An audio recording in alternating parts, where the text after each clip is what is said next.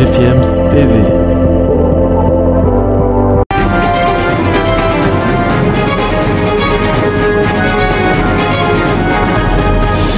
Merci encore de faire confiance à GFIEMS TV. Bienvenue dans cette édition de Sport Matin. Sport Matin, on parlera donc de quelques sujets liés au football africain, bien sûr. Les éliminatoires de la Coupe d'Afrique des Nations Côte d'Ivoire 2023 sont donc bel et bien déjà en place. Les matchs ont commencé depuis mercredi dernier, mais on va s'attarder sur l'avant-match du Burkina Faso, les étalons du Burkina Faso qui s'opposait donc à cette équipe du Cap-Vert qui, n'est-ce pas, monte en puissance. C'est une équipe qui a toujours créé des problèmes à cette équipe des étalons du Burkina Faso. On y reviendra donc dans cette édition de Sport Matin. On va également parler en quelque sorte de la COSAFA, de la CESAFA, autant pour moi, la CESAFA Women Championship, dont la compétition est à sa deuxième journée. On essaiera, n'est-ce pas, de vous donner quelques résultats de ce côté-là. Et puis, en dernier ressort, ou avant peut-être, on parlera déjà de cette équipe du Cap-Vert, les requins du Cap-Vert, qui sont donc dans le même groupe que le Burkina Faso, les Swatini, et puis cette équipe du Togo, avec en prime une place, ou encore deux places pour la Coupe d'Afrique des Nations Côte d'Ivoire 2023. Mesdames et messieurs, restez scotchés, ne quittez pas, je voulais juste le temps de bien vous installer et puis je reviens pour qu'on parle en long et en large de tous ces sujets.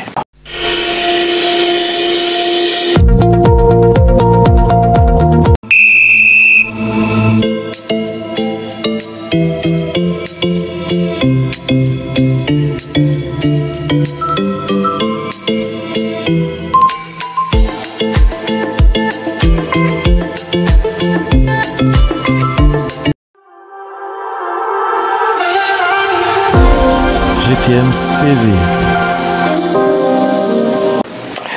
Merci donc de faire confiance à GFIEMS TV. GFIEMS TV, c'est votre chaîne d'information sportive. On va débuter cette édition de Sport Matin par du football et les éliminatoires de la Coupe d'Afrique des Nations Côte d'Ivoire 2023. Parlons un peu de cet avant-match entre les étalons du Burkina Faso et les requins bleus de Cap-Vert. Cette équipe du Burkina Faso qui est donc, n'est-ce pas, en plein dans sa préparation du côté de Marrakech, c'est au Maroc, sous les ordres bien sûr du sélectionneur Hubert Veloud, après donc une séquence d'échauffement marquée par des ateliers de vivacité et de réaction. Un travail de jeu de rang réduit a donc été orchestré sous la coordination du coach adjoint Sanou, mais Hubert Veloud est donc revenu sur l'importance de ce match tout en se méfiant de cette équipe du Cap-Vert. Donc on a beaucoup travaillé pendant 5 jours, comme vous venez de le dire, mais même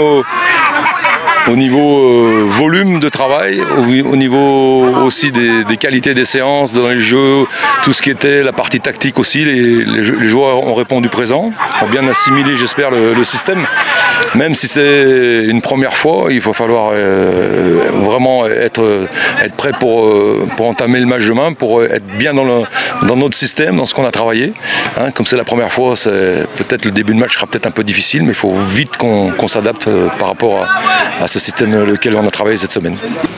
Il faut noter que l'équipe du Cap-Vert a toujours créé des problèmes à l'équipe du Burkina Faso.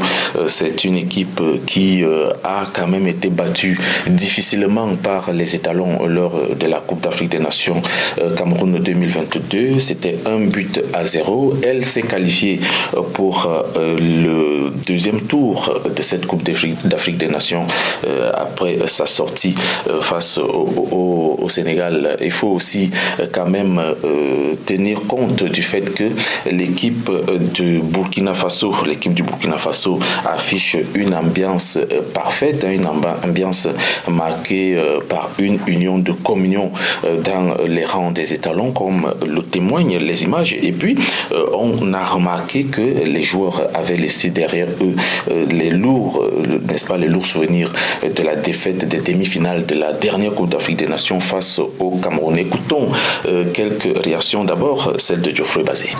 Bon, c'est ma première fois de m'entraîner avec lui. Je trouve que c'est un coach très exigeant et il fait jouer au ballon. Il aime jouer au foot, je veux dire. Et ses entraînements sont intensifs et j'aime bien.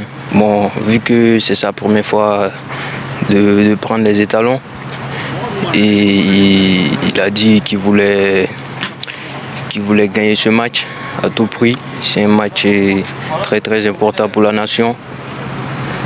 Donc il nous a dit qu'il fallait qu'on se donne pour demain. Ces images d'avant-match nous ont donc permis de rester au cœur de l'ambiance, n'est-ce pas, qui se vit au sein des étalons du Burkina Faso. C'était avant cette rencontre face aux requins du Cap-Vert. Il faut noter que c'est le tout premier regroupement d'Hubert Veloud comme sélectionneur des étalons du Burkina Faso, celui-là qui connaît très bien le football africain et qui a été choisi pour accompagner les étalons dans les échéances futures avec pour objectif de se qualifier d'abord pour la Coupe d'Afrique des Nations Côte d'Ivoire 2023. Il faut noter aussi que le Burkina Faso est dans le même groupe que l'Eswatini, le Togo et cette équipe de requins bleus du Cap-Vert. Écoutons une fois de plus Hubert Veloud. Je pense que c'est à l'heure où on parle, c'est du 50-50. Il y a une incertitude. On verra demain dans la journée, à la mi-journée, on verra si on prend la décision de le faire jouer ou pas. Oui, bien sûr, c'est une équipe très difficile à jouer, à bouger, à manier. Ils sont solides, défensivement c'est très solide et tout, il va falloir trouver la faille rapidement. Comme vous le dites, c'est une équipe qui a beaucoup embêté le Burkina à la CAN et tout, donc on a conscience de tout ça, les joueurs savent tout ça. On a fait aussi beaucoup de travail vidéo et tout. On sait tout, on a toutes les cartes en main, maintenant c'est à nous de jouer. C'est donc une équipe très bien connue du Burkina Faso, donc cette équipe du Cap-Vert, pour l'avoir déjà joué à la Coupe d'Afrique des Nations Cameroun 2022, je l'ai dit un peu plus haut, donc l'équipe du Burkina Faso reste tout de même méfiante et va jouer cette rencontre avec beaucoup de confiance malgré tout. C'est une équipe dont on sait qui a renouvelé son staff technique avec l'arrivée de Hubert Veloud, une nouvelle formule, un nouveau discours et certainement une nouvelle tactique. Dango Ouattara, le sociétaire de Lorient, nous a fait savoir qu'ils restent tout de même méfiants et vont, n'est-ce pas, tout donner pour pouvoir remporter cette rencontre. Nous l'écoutons. Bah ouais, on est confiant, c'est un match de football, on est confiant. On les a déjà joués à la CAN, mais il ne faut pas oublier que ça reste une bonne équipe. On reste concentré et jouer notre football demain. Bah, on est serein, mais il ne faut pas oublier que ils nous ont posé des problèmes à la CAN. Et sûrement, l'équipe elle a été renouvelée comme la nôtre, donc on va rester concentré et après le match, on pourra parler.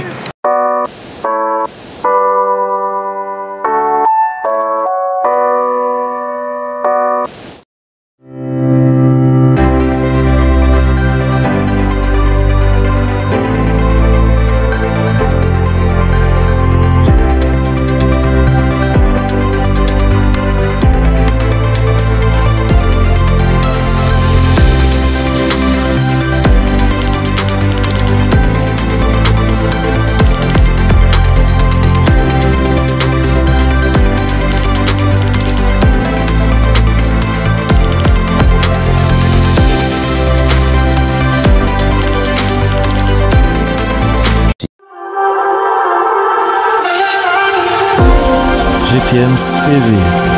Voilà, revenons donc sur le football africain. Le football africain avec cette équipe du Cap-Vert. On va essayer de parler des Cap-Verdiens. Le Cap-Vert qui a donc à cœur de participer une nouvelle fois à la Coupe d'Afrique des Nations. Et pour y parvenir, il faudra pourquoi pas arracher l'une des deux places disponibles dans leur groupe. Les requins bleus qui ont donc déjà participé à 3 Coupes d'Afrique des Nations avec à la clé un quart de finale, c'était en 2013, ont embêté bien évidemment l'équipe du Burkina Faso lors de la dernière Coupe d'Afrique des Nations malgré la défaite 1-0. Puis on a arraché, n'est-ce pas, un match, ils ont arraché un match nul, 1 but partout, c'était face au Cameroun, toujours dans cette même Coupe d'Afrique des Nations. Et bien avant, on avait vu le Cap-Vert embêter aussi les Nigérians, l'équipe nationale du Nigeria, c'était lors des éliminatoires de la Coupe du Monde Qatar 2022, donc avec un match nul, 1 but partout, ce qui montre, n'est-ce pas, que cette équipe, ça travaille du côté du Cap-Vert malgré l'élimination au deuxième tour par le Sénégal, 2-0, futur vainqueur de la Coupe d'Afrique des Nations. C'est donc une équipe qui monte en puissance, c'est une équipe qui a un bel avenir avec un sélectionneur en poste depuis 2020, Pedro Leitao Brito, connu donc sous le nom de Boubista, est âgé de 52 ans et compte sur son groupe pour dominer le Togo et Swatini ou encore le Burkina Faso, favori de ce groupe. Terminons avec la CESAFA Women Championship, cette compétition qui est donc rendue à sa 2e journée et on a enregistré par là le sans faute de l'Ouganda dans le groupe A, victorieux de Djibouti 5-0. Pendant ce temps, le Burundi s'imposait du côté du Rwanda 2-1. On va aussi quand même parler du groupe B avec l'entrée en fanfare de l'équipe de l'Éthiopie. C'était face à Zanzibar, victoire 5-0. Pendant ce temps, la Tanzanie dominait le Sud-Soudan 2-0. Il faut donc noter que dans le groupe A, l'équipe de l'Ouganda est donc en tête avec 6 points. Le Burundi est également, n'est-ce pas, co-leader. Il compte 6 points, donc tout se jouera lors de la 3e journée dans ce groupe. Et puis, dans le groupe B, on n'a que les résultats de la première journée. Donc, pour le moment, l'Éthiopie et la Tanzanie tiennent, n'est-ce pas, la barre avec 3 points chacune. Mesdames, Messieurs, c'était tout pour cette brève édition de Sport Matin. Nous vous retrouvons dans nos programmes, surtout concernant la détection, le tournoi, le stage de détection organisé par le club Boavista Football Club et GFM TV et la collaboration de Young Sport Academy ou encore de Clube Desportivo Sobrado, tous du Portugal. Donc ce stage qui a donc démarré depuis quelques jours aujourd'hui et donc les choses sérieuses sont déjà mises en place. On va revenir largement dans ce stage, dans notre édition spéciale de stage de détection. Restez scotchés, prenez soin de vous et nous on vous retrouve très vite.